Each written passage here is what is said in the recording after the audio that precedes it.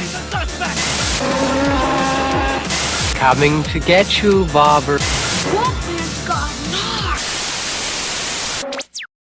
Zack Snyder's Justice League is the 2021 comic book movie directed by Zack Snyder, of course, and it stars Henry Cavill, Ben Affleck and Gal Gadot. First off guys, before we begin, sorry about the echo in here. This is me midway through the renovation, so I wanted to get a video out there. I know that over the past few weeks or even months I've been doing mostly just audio with some images and videos, but I want to try and get my face out there just now as well until this whole thing is ready. Now, when Zack Snyder said that he had a version of the Justice League that he wanted to show people, and the version that we saw in 2017 wasn't anything like what he directed, my initial thoughts were, and probably the same with most of you, is how much different could it be?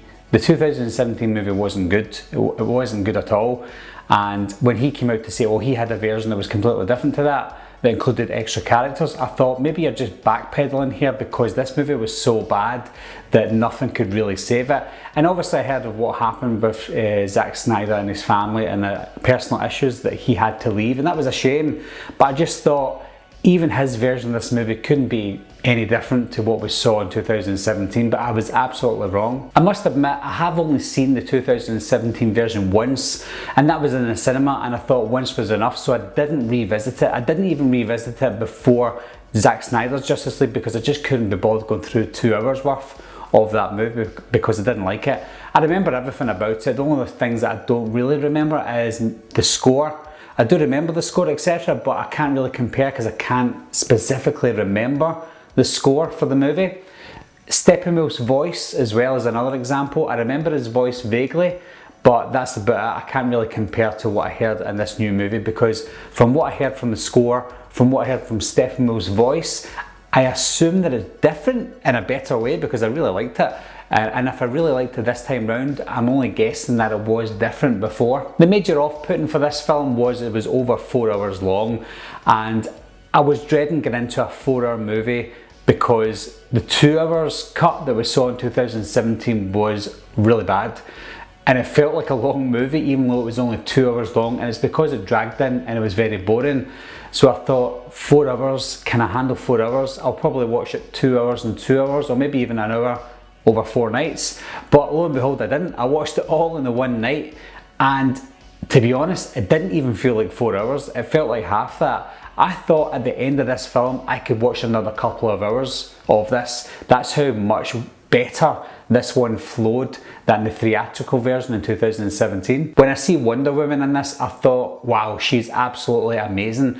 I don't know if that's got anything to do with just off the back of seeing Wonder Woman 1984, because that wasn't a good movie at all. In fact, that was worse than Joss Whedon's Justice League.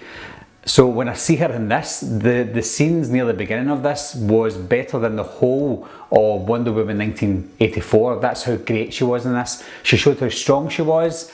Again, it's structured similarly to the Joss Whedon version, only it's expanded more. So you see like the heist at the beginning, but you see more of it. You see more of her scenes, you see more of everyone's scenes. But the scenes that we see Wonder Woman in, I thought that is the Wonder Woman that I was missing from 1984. Quickly going back to the score as well, because this touches on Wonder Woman. The score was great, and again, I don't think the score was the exact same as the 2017 movie, because anytime I saw the Amazonians, for example, the score just fit so well and it felt epic, even more epic than obviously the 2017 version. I just got excited every time I heard the score, and each person had their own score in the movie, and I do vaguely remember that a few years ago, but in this one it felt more prominent this time. The biggest positives in terms of the story and the 4-hour story is Cyborg's backstory, because we didn't get any of that in the 2017 movie. So we get to see his mum, we get to see the car crash, we get to see more of his dad as well, Miles Dyson. Just seeing that character dynamic with Cyborg made him feel more of a character, because in the 2017 movie he felt like he was just plopped in there and that was it. He had no story. There was a little bit of a backstory, but we didn't dive deep into his character.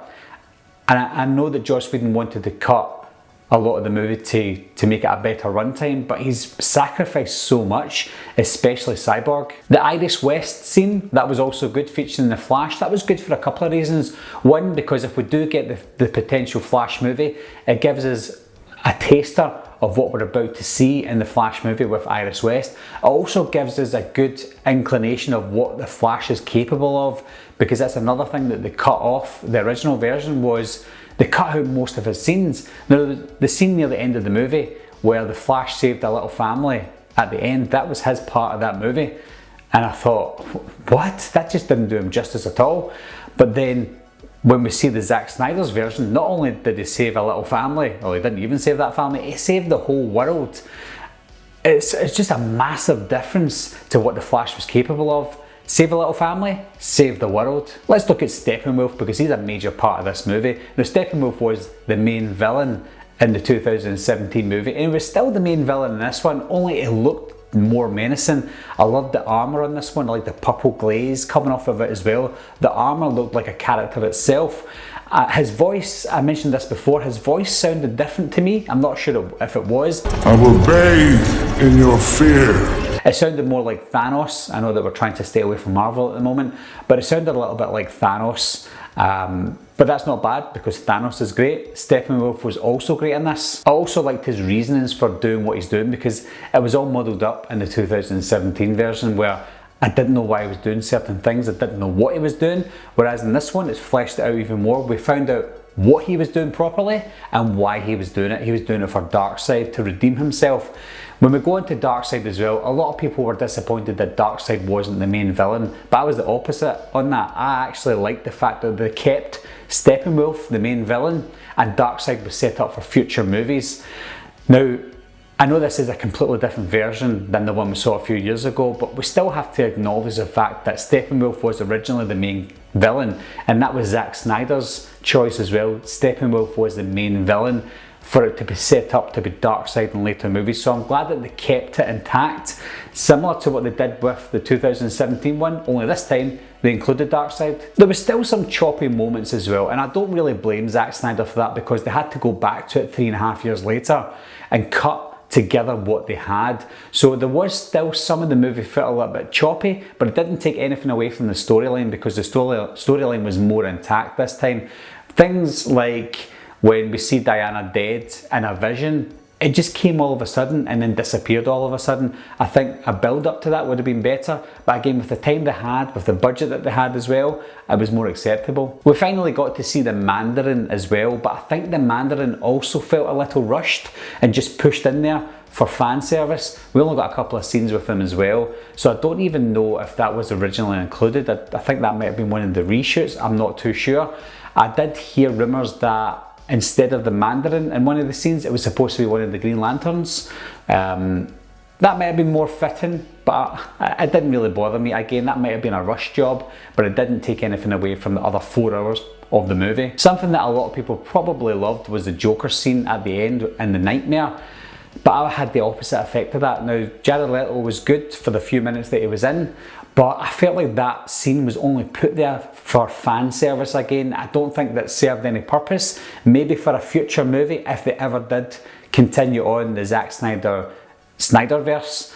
But if they don't continue with that, that just feels like fan service that didn't really pay off for me. If they didn't have that scene in it, I wouldn't be fussed. The fact that they've got it in it is good for people who love that scene. And again, it didn't take anything away from the final movie, but if they wanted to make it shorter, they could have removed that and I wouldn't care. One of the major issues I had with the 2017 movie was the lack of Superman and the lack of fight scenes with Superman. Now, it's the same with this one, only this time it felt even less Superman because the movie was much longer. We didn't see Superman until about 2.5 hours into the movie, and even after that, we only seen 1 or 2 minimal scenes with him fighting Steppenwolf. So we obviously know he's powerful, but I wanted to see more of Superman. I know that that's the way Zack Snyder wanted it, maybe to set up the future movies, but I felt like we saw less Superman in this one than we did in the first one, and I know we didn't. It's because the runtime was much longer. I'm one of the very few that didn't mind the Pet Sematary joke with the Flash, but I can understand why they removed that scene, and also other jokes throughout the movie as well. I think a lot of it was very childish, very Joss Whedon, and I think Zack Snyder wanted it to be darker, so he did still have some jokes in it, but I think the jokes in this movie were better timed, and they weren't as cringeworthy as Joss Whedon's. At the end of the day, guys, this version of Justice League was 10 times better than the one in 2017. I hated that movie. I didn't even like it. I hated that movie. Whereas this one, I thought it was really good. It wasn't amazing. It wasn't a masterpiece. It was a masterpiece compared to the first cut, but I still think it was really good. It's probably one of the best DC Universe movies to date. I still think maybe Man of Steel is my favourite, I'm not too sure. But it is up there. It is a really good movie. It didn't feel like 4 hours at all, and I will visit it again. When it comes out in Blu-ray or 4K, I'll buy it. That's how good it was, and I will watch it again. And I'll probably watch it in one sitting because it was enjoyable from start to finish. So what are your thoughts on this version of Justice League, guys? How would you compare the Joss Whedon version to the Zack Snyder version? I know that we've all got a lot of opinions on this, so as always, guys, leave your comments down below, and I'll see you soon.